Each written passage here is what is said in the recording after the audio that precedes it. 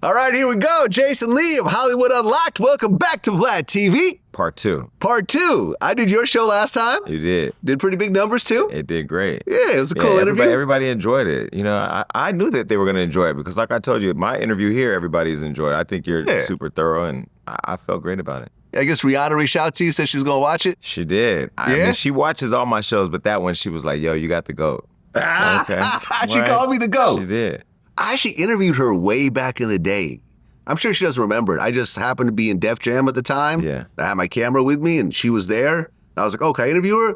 They're like, well, yes, but she's not wearing her makeup, so you have to cover the lens. Yeah. So it was like an audio interview. I don't know what happened to it, but there was really nothing to talk about, so she was like brand new. I didn't really know too much about her. She's one of the women that I can think of, just as you were saying she wasn't wearing makeup, who's extremely beautiful without makeup, too. Yeah, she's pretty. Nah, she's awesome. Also really tall. People don't realize that. Very tall. Yeah. She was like my height with heels. Yeah, she's tall. Yeah. Well, there's a lot of stuff happening right now. Let's get right into it. Yeah, let's go. Kanye, someone who you used to work for. Yes. I would like to say work with, because I want to be very clear. Okay. And when I told Ye I was going to work with him and not for him, when you work for somebody, you have to do everything they tell you to do. When you work with somebody, you talk about what you're going to do with them, and then when they choose to do things you don't agree with, you abstain and let them do it themselves. At least in my experience. Well, Kanye's former chief of staff, Milo something. Yes. I don't know his last name. Yes, I don't either. But he claims in a new social media post that there's this dentist that got Kanye hooked on nitrous oxide. Really? And he's been spending $50,000 a month, which is why he hasn't been able to put out music or fashion, even though he just dropped an album just the other day. Yeah. Have you heard this? No. I haven't heard that. I heard some other rumor, and it was so ridiculous that I didn't even pay full attention to it, but how would he get him addicted to carbon? What is it? Nitrous oxide. Yeah, what is that? That's the stuff that you get when you go to the dentist? Yeah, laughing gas. Yeah. I don't know Ye to do drugs, so I wouldn't see that. But then again, I haven't been around, so I don't know. Well, he definitely drinks. Oh, he drinks. Yeah. Yeah, but, people think of, I guess it's, alcohol can be looked at as a drug. Well, wait, hold on. Let's keep it 100. Remember, he went on that one rant because he said after he got lipo, he got hooked on opioids. Okay. He did say that. Okay. I don't know. I'm saying during the period in which I was there, I didn't see him do drugs. So, okay. People got to do drugs off to their own. I'm not saying he does drugs either. Yeah, I don't know that world. First of all the people around Ye are weird. And I feel, and I'm not saying that in a disrespectful way unless they feel that way, and I wouldn't care. But I feel like all the people around him need him or need to be around him to be talked about, because this Milo person we would not be talking about unless he was around Ye. And everybody else that was around at the time would not be talked about unless they were around Ye. And I think the one thing that he does that's unfortunate is he allows all these people to use him to be able to be talked about. I don't know why he would be addicted to what is it again? Nitrous oxide. See, I was going to say carbon monoxide. What is that? Carbon monoxide? That comes out of a car. Yeah. Either way, it's dangerous. It could be dangerous. I don't know him to be addicted to it, but then again, why do we know he's addicted to it with this guy, Well, yeah. I actually reached out to someone in his camp. Into Ye's camp or Milo's? Ye's camp. I don't know anyone from Milo's camp. I don't think I don't even know if Milo has a camp. He doesn't have a camp. But he might have a camp now that we're talking about this camp. And they said the story is absolute rubbish. Yeah. That Milo is basically just a loose cannon. Sounds about right. Yeah. Yeah. I remember when I left as head of media, I think Milo replaced me in some way to be like the voice of Ye, which was crazy because that was around the time that he had linked up with Candace Owens, then he had linked up with Milo and all these super right-wing people, MAGA people, and then had the internet just going crazy with all these statements of Ye. And the thing I know about Ye is he doesn't like people releasing statements on his behalf.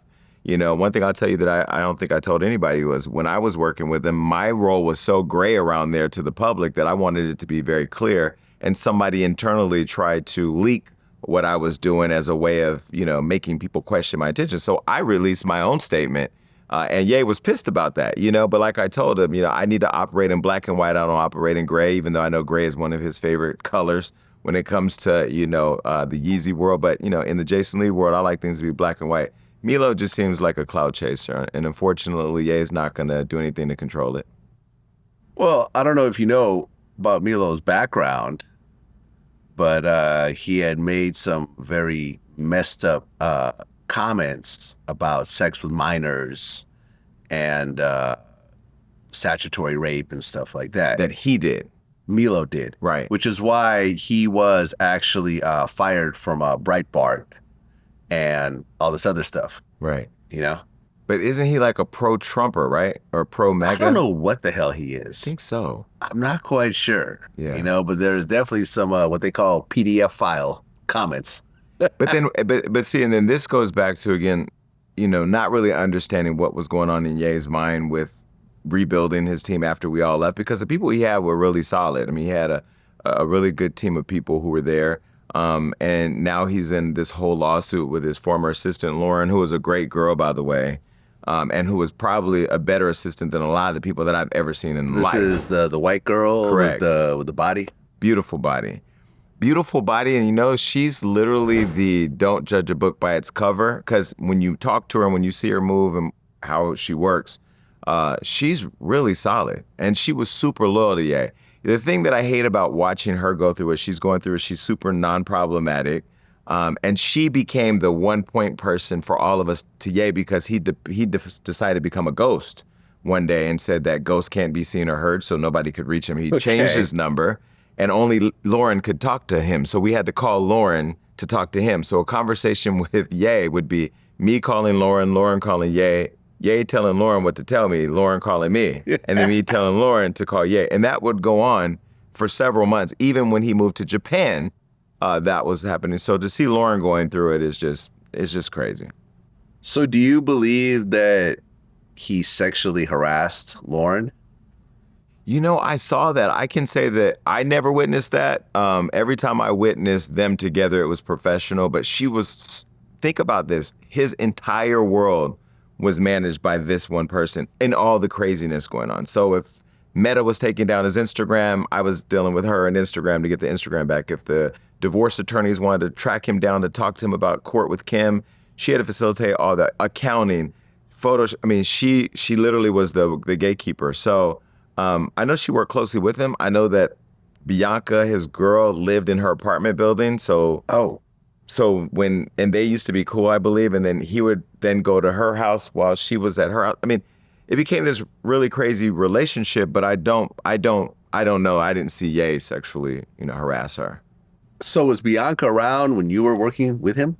I never saw her, but they were cool. Okay. Because they were friends and neighbors. Yeah, I guess as an employer who has like a dozen or so employees, I would not hire someone that looked like Lauren.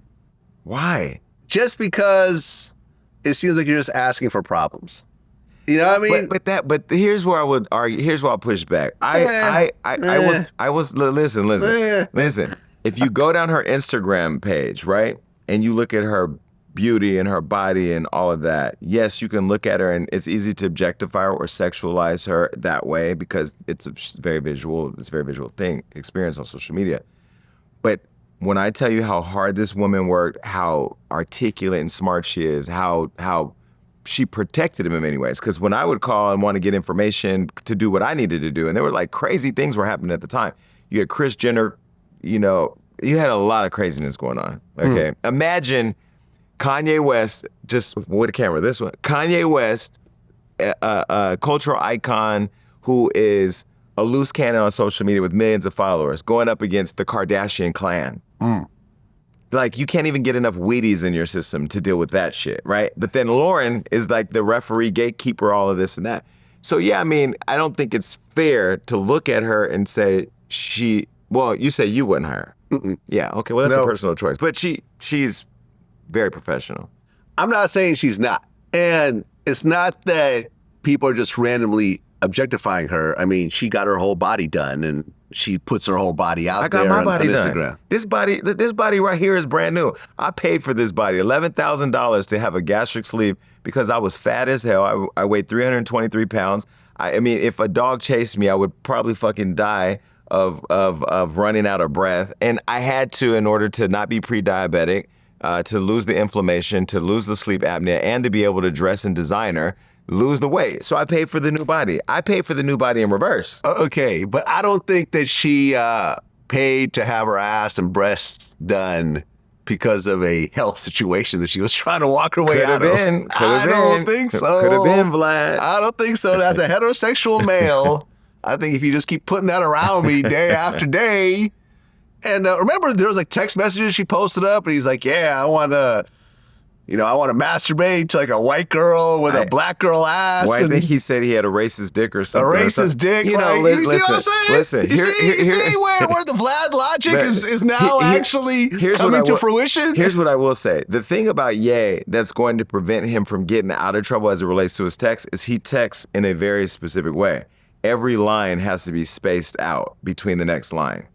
So if I text you a 75-word text, it has to be on its own line. He will not read a text that is grouped together. It has to be spaced out. So if you ever see a text like that, possible it did come from him. Yeah, like I'm saying, considering that that's also his type of woman, if you think about it, I mean, she does have a Kim and Bianca kind of look to her. White girl with, a BBL and large breasts and lipo and so forth. You're probably going to have some problems along the way. Yourself, meaning he would. I would. And obviously not obviously, but it seems like he did as well. Yeah. You know what I'm saying? Yeah. Again, it's just unfortunate. I have a gay executive assistant who's gay. The reason why I choose to have a gay executive assistant is because I'm a gay man. And when I travel around the world, when I was out in the world, I want to have somebody with me who understands how I move. I did hire a woman before, and it just didn't work out. I asked her one day, by the way, it's a funny story. I'm sitting in my house. I go, "Is this firewood, Kindle? What do you call it? Kindle? What is that word? Kindle, yeah. Yeah. Is that Kindle? What? She goes, "I don't know. I'm not a camper." I was like, what the fuck wrong with her? You're out of here. But anyway, I'm not attracted to my assistant. I would never cross that line. I'm very clear about boundaries. I don't know that Ye is the most aware about boundaries. You seem like you set boundaries. Plus, you're not malnourished when it comes to love because you're good. You're good. I'm all right, but temptation is temptation. Temptation is temptation. I'm just saying, I wouldn't put someone who I'm exactly attracted to, my exact type, as my assistant.